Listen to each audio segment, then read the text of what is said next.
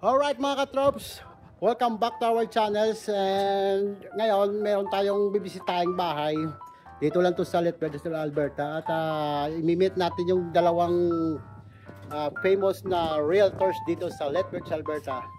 Alright, so samahan nyo ako at imimit natin tong mga nagagandahang mga dilag dito sa Lethbridge, Alberta. Dalawang realtors to mga katrops. So samahan nyo kami at itutur nila tayo dito sa listing na bahay dito sa Lethbridge, Alberta. Alright, so stay tuned and rock and roll. So yun. Hello, good evening. Good evening po. Yun. Ito pala si Sister Jonalyn Ancheta at saka si Rose Ann Del Rosario. Ito yung mga sinasabi kong realtors dito sa Lethbridge, Alberta mga katrops. So mga katropa, pwede nyo ba akong ma-tour sa inyong magandang bahay na pinapa-show sa alam nyo na yung Ito po yung bigay namin yung MLS listing yan. ng property na to. Ayan, para sa iyo yan, copy mo yan. Yan, thank you so much. Ito yung property nila mga katropa. So mamaya i-discuss sila kung paano tong property nila na binibenta. Alright, let's go. Pwede mo dala yung sapatos, ha? Sige. Yun, ang ganda. Ito yung sala nila mga katrop. So ito po ay suited house. Yun, suited house. Ano ba yung suited house? Alright. So yung suited house po is meron siyang living main area. Dito siya sa ground level. And then yung suite po is nasa basement. So meron siyang sariling entrance. Oh, so magka-separate pala yung entrance.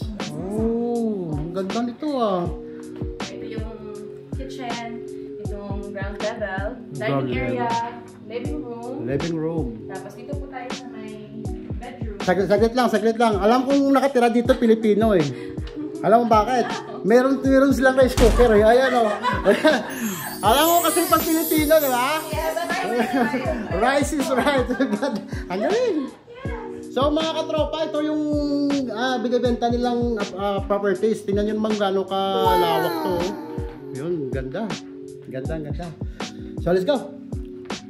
So ito po, meron po tayong isang bedroom dito. How many bedrooms pala ito ate? This is 3 bedrooms. Sa taas lahat? Yes, sa taas lang yun. Sa taas lang yun. 3 bedroom na. Yep, so ito yung first bedroom natin. We have our main or the primary bedroom here. Oh, ito yung main bedroom. Oh, ang galing Ay, may baby yata dyan no? Meron. And then, this is the bathroom. This is a full bathroom. Full bathroom to mga katrops ha. May bathtub dyan oh. Yan oh. Galing. And ito naman po yung third bedroom. Oh, ito yung third bedroom. Wow. So kung nagbabala kayo magsimula ng pamilya, ito bagay na bagay ito sa nagbabalak ng magbuo ng pamilya, di ba? Tapos ito naman po yung papunta ng basement. Saglit lang, alam ba yung may kitanong ako kasi, di ba sinasabi yung rental, ano ba ito yung mag-invest ka ng kwan? Yes, as investor po. Oh, yun. Ito po yung investment, ito po yung binibili namin, suited house na bahay. Oo, na merong living area sa taas at separate dito sa baba na may sarili ding kitchen. Yun. So, ibig sabihin, kunwari may nakatira dito sa taas, sa baba, iba rin yung nagrenta doon. At ito po yung fastest way na maka-invest sa real estate. Kasi instead na putting the traditional 20% down payment, ang nilalagay lang namin is 5%. Kasi pag nag-invest ka? Pag mag-move in ka at magiging primary resident mo to. Oh, ganun ba yun? Hindi na 20%? Yes, kung sa 20% like 400 house, ang 20% po niya is around 80,000. 80,000, yes. Pero kung 5% lang is 20,000 lang. Ganun ka pala yun, hindi ko alam na. Yes. Iba yung mag first time home buyer ka, iba yung ang interest nun sa down payment? O... No, sa first time home buyer, pwede rin po nilang ma-acquire na 5% lang. Ganon? Paano naman yung nun? Gagawin natin yan sa susunod na vlog. Yan. Yes. Doon tayo magpo-focus. Pero kaya magpo-focus tayo kung paano mag-invest, di ba? Kasi alam nyo mga katropa, Hindi naman sa nagmamayabang ha. Ang Pilipino kasi magaling sa business yan eh. Agree. Yeah. So ito So, isi-show naman natin yung ano to? Ito yung entrance. Separate entrance. Oh, ito yung labasan sa labas. yes po. Na may sariling entrance yung basement. Ah, yan. Ito yun oh. Oh. Yes. Tapos dito kayo dadaan, di ba? Yes. Ang galing. Magkahiwalay po sila. So, ibig sabihin, kung kukunin mo tong property, mga katrops, ito yung residence, tapos dito naman yung pwede mo paupahan. Di ba? Yes. So, galing.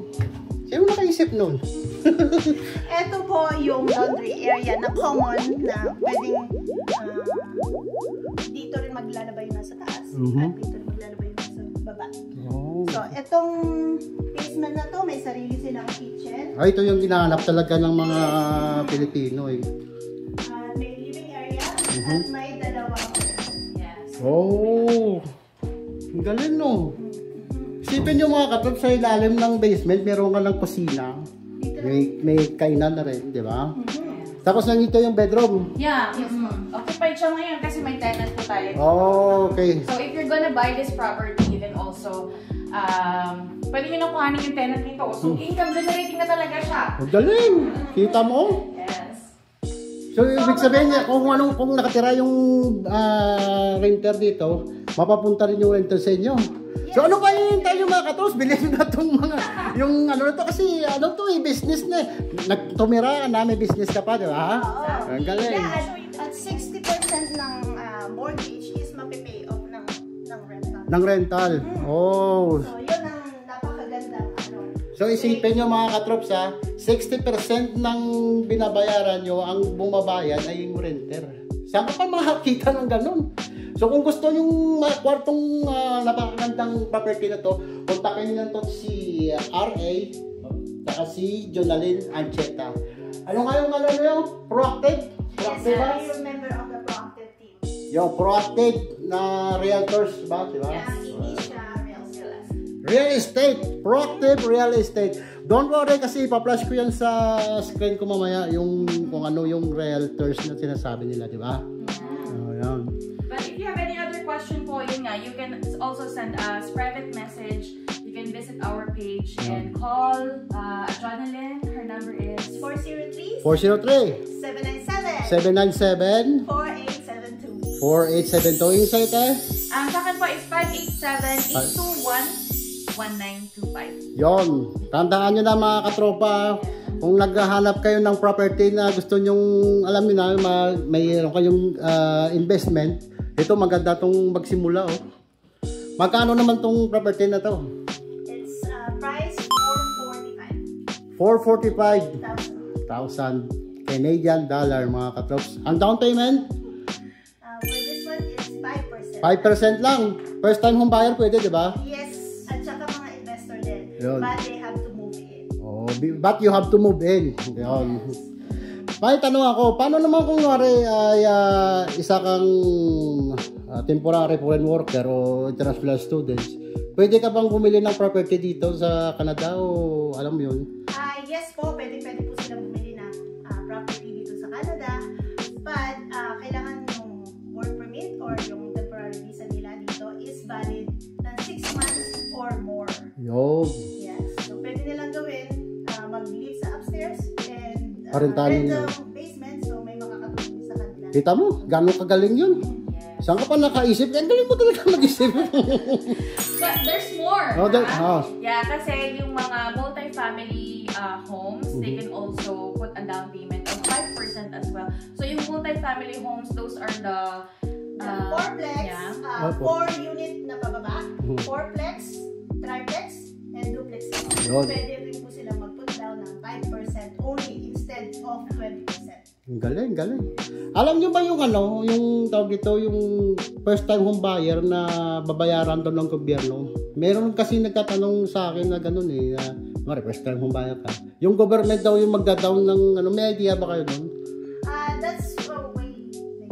Okay, sige, i-discuss natin yan sa susunod na ano. At least, di ba, meron tayong mga question na iniwan na at least mayroong abangan yung mga viewers. Ayan, yan. Anong masasabi nyo pala sa, ano, kunwari, nagbabalak na lumipat dito sa Lethbridge, Alberta, mga newcomers, anong masasabi nyo sa kanila na, alam nyo yung payo na, kunwari, bibili kayo ng property? Yes, kailangan po nilang ayusin yung mga credit nila. Like, mag-ipon, mag-savings para sa pagbili ng property. Kunwari, milyonaryos na sa Pilipinas. Sabi, kunwari lang. Yes, sana all. Mayroong mga student, di ba? Madami. Mga milyonaryo. Meron silang pera. Tapos, sino kukontakin nila na mga realtors? Ayan. Kung kayong lumayo, and Rose and Del Rosario, yan. If you are interested po in buying a property here or if you want to move here in Lethbridge, no, just contact us. We can definitely help you find your dream house here. Yun. Yes, ang unang-unang po dyan is i-refer po namin sila sa mga mortgage broker dito sa local banks din para ma-assess po yung financing nila kung approve sila sa pagbili ng bahay. Ganon yun mga katrops.